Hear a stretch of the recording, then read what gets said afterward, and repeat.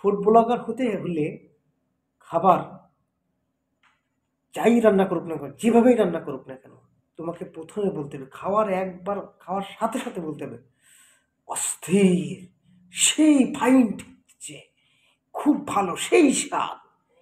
কিভাবে তৈরি করলেন দাদা, দিদি, ভাইয়া, কিভাবে তৈরি করলেন, সেই স্বাদ, সেই ফাইন লাগতেছে, আমাকে আর একটু বেশি দেন।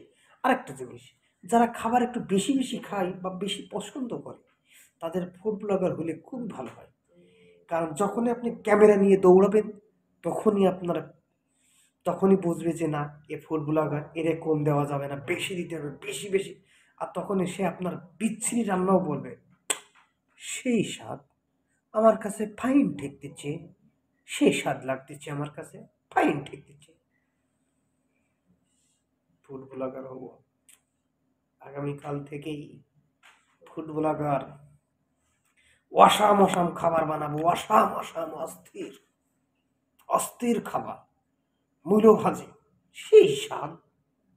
অল্প টাকায় কিভাবে আপনি ভালো খাবার বাড়িতে বসে খাবেন, হ্যাঁ, আমরা দেখাবো সেই রেসিপি।